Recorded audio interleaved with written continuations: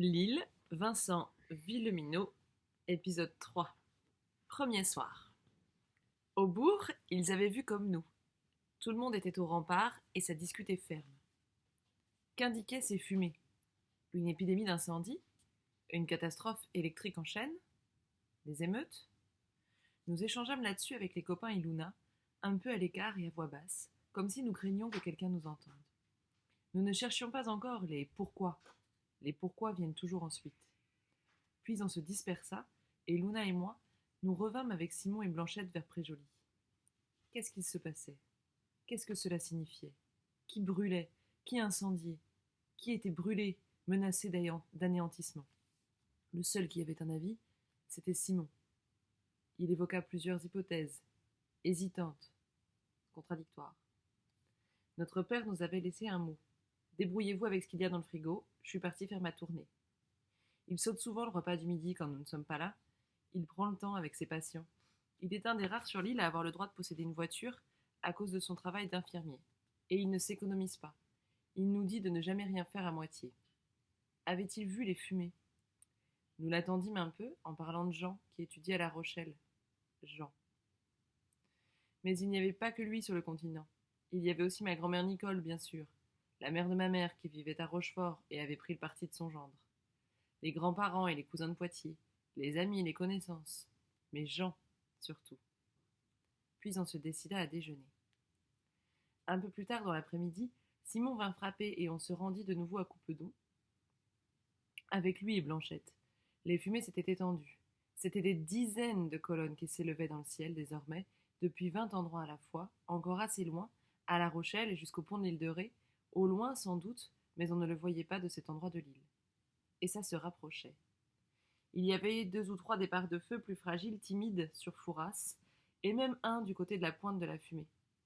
On avait déclaré une guerre, quelque part, ou bien une colonne de pillards inconnus traversait les villes pour bouter le feu à 100 endroits et ravager le monde que nous avions connu. La pluie, fine tout à l'heure, devenait plus épaisse et mouillée. Nous rentrâmes. Papa passa en coup de vent pour dire qu'il devait repasser à la mairie. Il revint finalement vers 17h, prit une douche, se changea comme à son habitude, puis nous rejoignit dans la pièce commune. À le voir révisiter et tergiverser avant de nous adresser la parole, nous savions parfaitement, quand il tournait autour du pot, je me demandais si nous avions fait une nannerie particulière. Mais non, c'est juste ce qu'il avait à nous dire. Il vint s'asseoir sur le canapé. Luna se leva contre lui et je les regardai. Il nous dit que les prochains jours allaient être difficiles, qu'il ne pouvait rien nous raconter pour l'instant, qu'on en parlerait ce soir tous ensemble avec les habitants de l'île. On va devoir compter plus les uns sur les autres, ajouta-t-il. Il caressait les cheveux de Luna distraitement en nous parlant. Je devinais qu'il pensait à Jean, à sa situation. Moi aussi, vu son inquiétude, je ne pensais qu'à ça. Ce soir-là, Françoise nous réunit tous. Enfin, tous ceux qui se déplaçaient dans ce genre de circonstances. Il y a sur l'île des vieux trop infirmes ou trop alcoolisés pour bouger, ou bien trop farouches pour se mêler à quiconque. Ces ermites-là nous considèrent, nous, la bande, comme des sauvages, une invasion, une catastrophe naturelle, parce que nous volons dans les vergers et leurs potagers, montons parfois sur leurs toits par jeu, ou leur piquons d'autres trucs à l'occasion. Il est même arrivé 2 fois au vieux Maurice de sortir avec sa carabine de chasse et de nous lâcher du plomb. Il manquait aussi les enfants, les plus jeunes, que les parents avaient jugé plus simple de laisser chez eux, et également la mère de Simon et Blanche, parce qu'elle reste enfermée volets clos, le plus souvent, dans les ténèbres de sa dépression. C'était dans la grande salle de la maison familiale, une sorte de colonie de vacances autrefois créée pour les enfants démunis de Limoges, vide la moitié de l'année, débordante l'été. Il y avait 110 personnes, tous des visages connus plus ou moins intimement, que je croise depuis l'enfance. Des cheveux blancs, beaucoup de cheveux gris, des visages fatigués, mais aussi une petite moitié de gens plus jeunes qui travaillent sur l'île l'été et y vivent modestement à l'année. Bastien, avec son air goguenard, et la bande des copains au complet, sauf Michael. L'atmosphère était étrange, suspendue, mais sans nervosité ni électricité. Une sorte d'impatience tranquille. Notre mère s'installa à table, entourée de ses 3 adjoints, dont notre père. Papa. Je ne pouvais pas m'empêcher d'éprouver de la fierté chaque fois quand je le voyais parmi ceux qui décident. Françoise se racla la gorge. Elle expliqua qu'on ne savait pas la raison ni même la nature des événements, mais que c'était grave. D'une gravité inimaginable, sans doute. Quelque chose qui n'était jamais arrivé, qui était sans doute amené à durer. Peut-être l'armée viendrait-elle. L'armée. Le mot faisait penser à une guerre. Les autorités compétentes l'avaient prévenu, avant la coupure de toute communication, qu'il lui fallait prendre des dispositions pour empêcher toute intrusion, organiser l'autonomie alimentaire et énergétique, pour vivre en autarcie. La coupure de tous les réseaux téléphoniques, Internet, de tous les réseaux d'information, suggérait une situation de crise exceptionnelle. On ne savait pas ce que l'on redoutait. Mais il n'y avait probablement aucun secours à attendre, aucune assistance. Elle expliqua que dans ce contexte, le Conseil avait déjà pris un certain nombre de décisions conservatoires. On suspendait tout échange marchand pour l'heure, sur l'île. Plus d'argent entre nous. Tout était réquisitionné pour l'usage commun. L'épicerie allait fermer, provisoirement, en accord avec Jacques et Patricia. On allait utiliser comme magasin pour rationner les stocks de nourriture disponibles.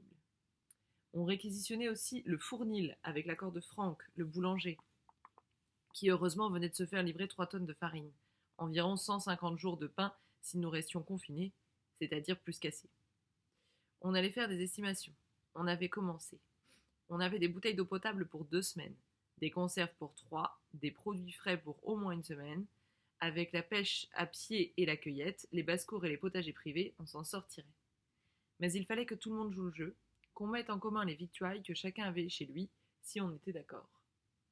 Il y eut des hochements de tête. Ça veut dire que ça peut durer des semaines demanda Polo. Oui, répondit Françoise. Des semaines, peut-être. Je le crains.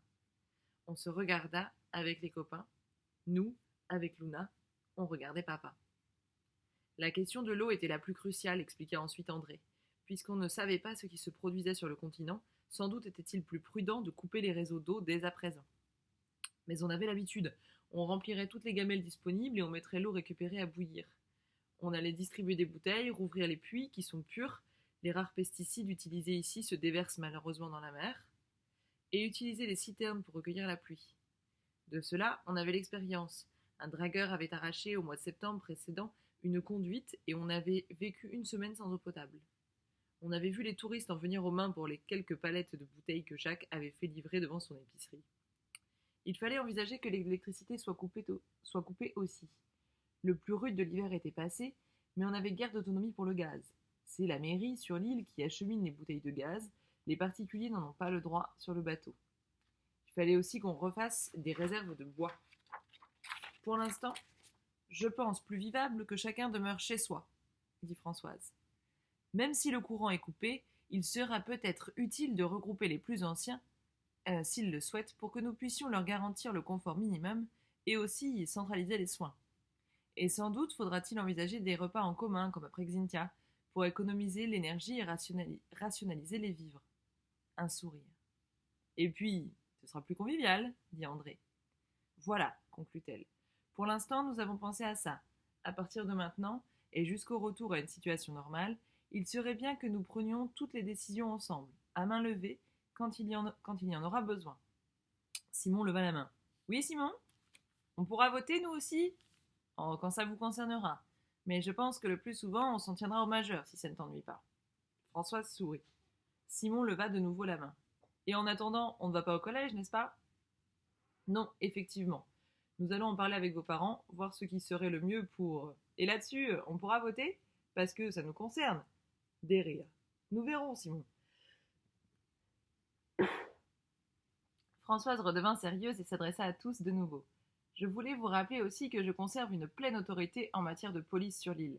Je vous tiendrai informé, bien sûr. Mais quoi qu'il arrive, quoi qu'il se soit passé sur le continent, je crois que le pire danger serait de laisser s'installer la discorde ou le désordre entre nous. Nous vîmes les incendies rougeoyer au loin sur la côte, en rentrant chez nous. Papa, Luna et moi avec Simon et Blanche. On se sépara devant chez eux. Papa leur dit qu'ils n'hésitent pas, en cas de besoin, pour eux ou pour leur mère. Faites comme d'habitude, hein, Simon. Notre copain hocha la tête, trop rapidement, gêné. Nous dormîmes mal. Luna me rejoignit sous mes draps, ainsi qu'elle en avait l'habitude depuis l'enfance quand elle était inquiète ou effrayée. Étrangement, alors que je suis plus jeune et pas forcément très costaud, je la rassure. Elle enjamba le bord de mon lit, se colla dans mon dos, sans un mot. Et une fois de plus, je différais l'idée de lui avouer que désormais, son impudeur me dérangeait. Mais je finis comme toujours par me retourner et la prendre dans mes bras. Je lui caressais longuement les cheveux, en murmurant parfois une ou deux paroles, sans grand sens, apaisantes. L'impression d'avoir à calmer une toute petite fille m'assoupissait lentement. Ce fut serré l'un contre l'autre que nous vîmes l'électricité s'éteindre définitivement. Il était 2h16. Les chiffres rouges de mon vieux réveil disparurent 3 secondes, puis réapparurent, se mirent à clignoter quelques instants, avant de se confondre définitivement avec la nuit. Luna se cambra un peu pour atteindre ma lampe de chevet et en avoir le cœur net. J'entendis le bruit sec que fit l'interrupteur dans l'obscurité. Rien. Les ténèbres. La suite au prochain épisode.